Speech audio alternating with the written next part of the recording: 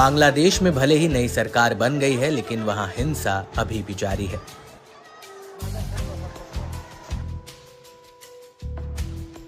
प्रदर्शनकारी अल्पसंख्यक समुदाय को निशाना बना रहे हैं।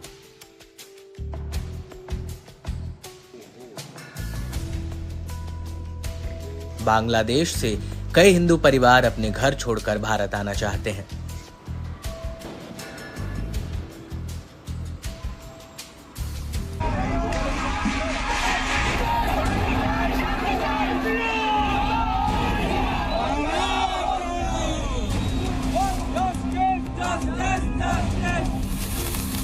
जलते बांग्लादेश में हिंदुओं की हो रही दुर्दशा को देखकर अब दुनिया के कोने कोने में बांग्लादेश के खिलाफ आवाज उठने लगी है।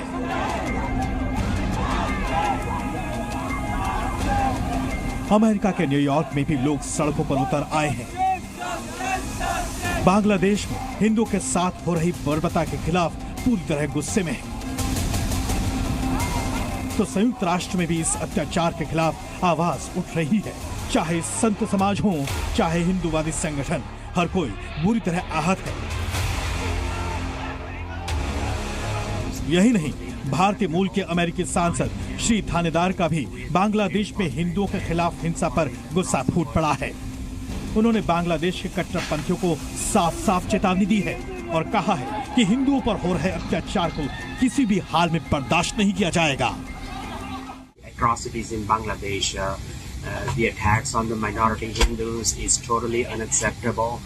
I am in touch with the State Department and authorities across the world.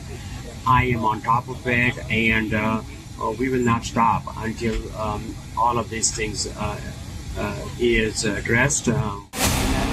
आपको बता दें कि पिछले साल ही थानेदार ने अमेरिका और दुनिया भर के अन्य हिस्सों में हिंदुओं और दूसरे धार्मिक अल्पसंख्यकों की आवाज उठाने के लिए हिंदू, बौद्ध, सिख और जैन अमेरिकी कांग्रेशनल कॉकस की स्थापना की थी, ताकि जोरदार तरीके से ऐसे अत्याचारों का विरोध किया जा सके।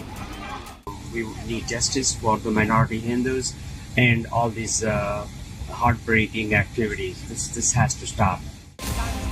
आपको बता दें कि अमेरिका में हिंदू के आवाज बने और बांग्लादेश में हिंदू पर हो रहे अत्याचार पर चेतावनी देने वाले श्री थानेदार कर्नाटक के बेलगावी में गरीब परिवार में जन्मे थे और उनका शुरुआती जीवन बेहद मुश्किल में गुजरा था। उनकी वेबसाइट के मुताबिक उन्होंने पढ़ाई के दौरान अपने खर्च पूरे करने के लिए चौकीदारी तक का भी काम किया। इस बीच भारत सरकार भी बांग्लादेश की स्थिति पर नजर बनाए हुए है।